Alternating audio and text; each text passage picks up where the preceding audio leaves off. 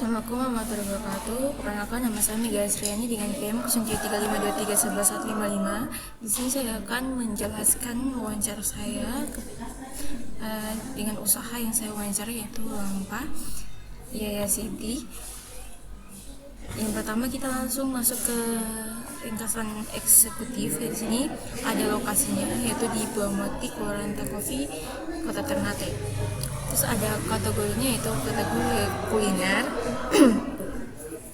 Terus ada status usahanya, yaitu status skala rumahan atau home industry. Nah, di sini untuk fokus studinya itu transitional operational manual menuju manajemen digital dan skalabilitas volume. Nah, untuk itu saya akan menjelaskan sedikit mengenai latar belakang dari usaha yang telah saya wawancara. Nah, usaha ini adalah hasil turun-temurun dari ibu yang punya usaha, yaitu Ibu Siti adalah anak yang menyeluni usaha dari ibunya.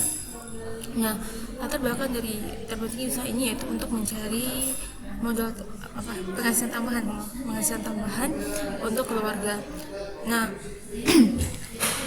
saya langsung masuk ke anatomi produk dan nilai jual. Nah, di sini adalah anatomi produk yang dijual oleh usaha Yaya City. Yang pertama ada daun pisang yang dibakar dengan arang untuk mengeluarkan aroma yang smoky dan otentik. Yang kedua ada beras ketan. Yang di sini beras ketannya memiliki tekstur bulan dan dikukus dengan matang. Terus yang ketiga yaitu ikan cakalang untuk isiannya. Di sini dipakai dengan bumbu suwir dan rempah khas. Nah, di sini untuk penjualan usahanya sendiri itu untuk 10.000 mendapatkan 4 pieces.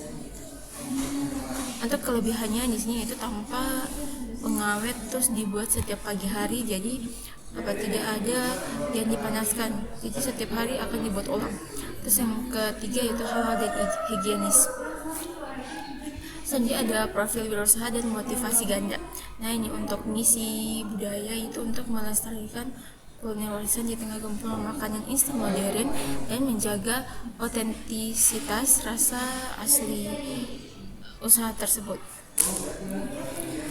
Yang kedua untuk motivasi ekonomi yaitu untuk meningkatkan pendapatan keluarga melalui pemanfaatan waktu luang yang produktif. Terus yang kedua mengubah keterampilan domestik memasak menjadi aset ekonomi.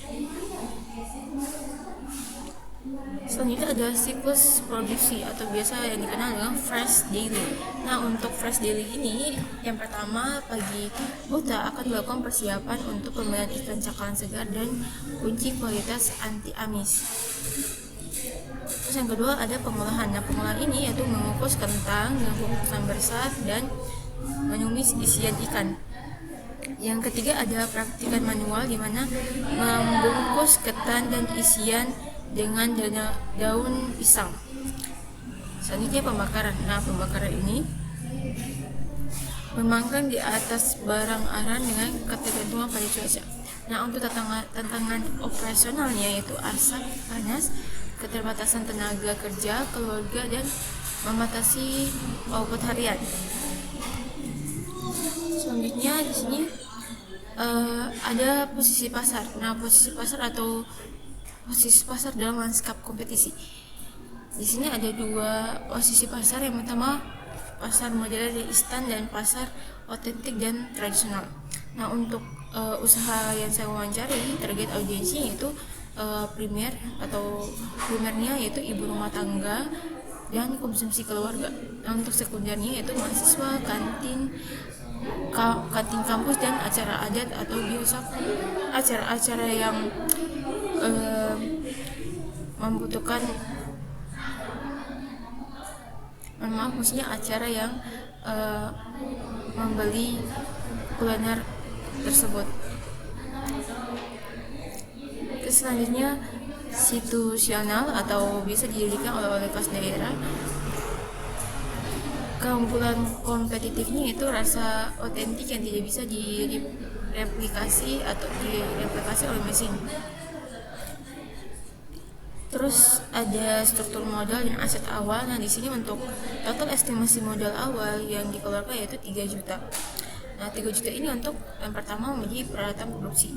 Nah, peralatan produksi ini dipakai hingga setahun atau 2 tahun tergantung kualitas peralatan tersebut dan tergantung rusak atau tidak, maka akan diganti. Untuk yang pertama, aset rumah tangga yang dimanfaatkan. Yang pertama ada kukusan, terus baskom, kompor minyak, dan panggang arang. Nah, untuk bahan baku cadangan sini kita menghabiskan 1,5 juta itu untuk membeli beras ketan, ikan cakalang, dan santan. Yang juga kita membeli laksa. Nah, untuk di sini saya akan menjelaskan tentang low barrier to entry, yaitu memanfaatkan aset dapur yang sudah ada untuk meminimalisir resiko investasi. Selanjutnya ada unit ekonomis, yaitu pentingnya skala volume. Di sini ada skenario 1 yaitu status quo, yaitu dengan kondisi 200 spesies per hari dengan risikonya rugi atau impas. Nah, untuk risiko 2 itu target ideal dengan 400 spesies per hari. Di sini keuntungannya 10 juta dengan net profit 200 atau 400 per hari. Di sini yang awal dari status tersebut yaitu status ini yang 200 spesies per hari. Bisa lebih dari 200 spesies tergantung pemesannya, karena ini pemesanannya langsung dan nanti ada pemesanan baru dibuat. Terus sistem pemasarannya juga melalui dari mulut ke mulut, dari testimoni awal dari orang, lalu diteruskan informasinya ke orang lain.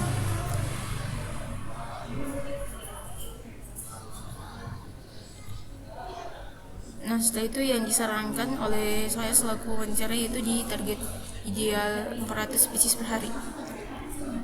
Nah, di sini kita masuk ke analisis SWOT. Nah, analisis SWOT ini yaitu kita mengevaluasi kondisi usaha dengan ada 4 poin. Yang pertama, strength atau kekuatan. Nah, strength ini yang sudah dijelaskan tadi, yaitu dia memiliki rasa konsisten yang otentik. Terus yang kedua itu harganya terjangkau dengan 2.500 dan tanpa bahan pengawet. Yang kedua ada weakness atau kelemahan. Yang pertama, daya tahan produknya itu singkat dan mudah basah. Jadi kataannya itu bisa sampai 1 atau pengaman 2 hari. Yang kedua, manajemen keuangan yang belum rapi. Jadi tidak ada pencatatan keuangan dari usaha ini. Jadi cuma tahu modalnya dipakai dan keuntungan yang masuk, tapi tidak ada pencatatan dalam bentuk fisik. Yang ketiga, opportunity atau peluang. Nah, ini belum disentuh sama sekali oleh usaha ini, yaitu di digitalisasi.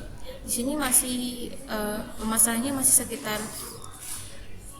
sekitar orang-orang terdekat yang ada, dan juga dari orang yang sudah melakukan testimoni atau membeli.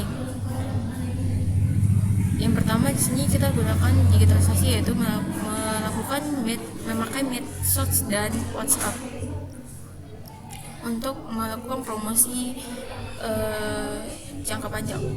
Selanjutnya kita memakai kemitraan kayak berupa kantin atau warung. Terus yang keempat, sistem pre-order. Terus yang terakhir ada ancaman. Ancaman ini yaitu fluktuasi harga ikan dan beras naik, itu merupakan ancaman. Terus cuaca buruk menghambat pembakaran.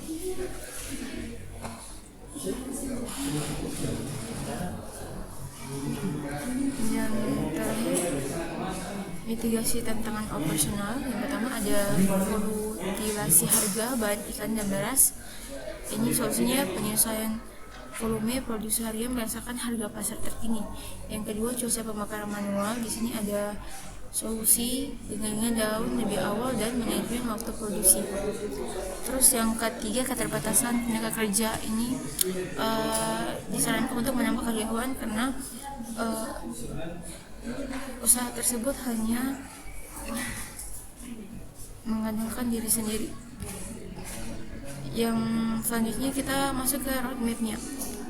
Di sini ada fase 1 yaitu fondasi jangka pendek. Nah, untuk fondasi jangka pendek ini disiplin pencatatan arus kas atau cash flow dan standarisasi resep dan ukuran. Yang fase kedua digitalisasi dan jangka menengah. Ini kita mulai branding visual dengan harus ada logo dan kemasan. Terus ada ekspansi pasar via medsos. Yang fase ketiga itu skalabilitas atau jangka panjang. Di sini kita melakukan kontrak dengan mitra tetap. Terus kita akan melakukan inovasi varian baru tentang usaha ini atau mungkin ditambah menu. Selanjutnya kita masuk ke kesimpulan. Nah, kesimpulan ini ada 3 kesimpulan. Yang pertama itu konsisten kualitas. Jadi konsisten kualitas untuk mempertahankan usaha tersebut. Yang kedua ada efisiensi volume. Nah, efisiensi volume itu adalah target 400 bisnis hari untuk skala yang ekonomis gitu. Nah, terus adaptasi digital. Nah, adaptasi digital ini transisi ke pemasaran online untuk jangkauan pemasaran yang lebih luas. Mungkin itu saya penjelasan saya mengenai wawancara yang sudah saya lakukan. Lebih dan kurang saya mohon maaf. Wassalamualaikum warahmatullahi wabarakatuh.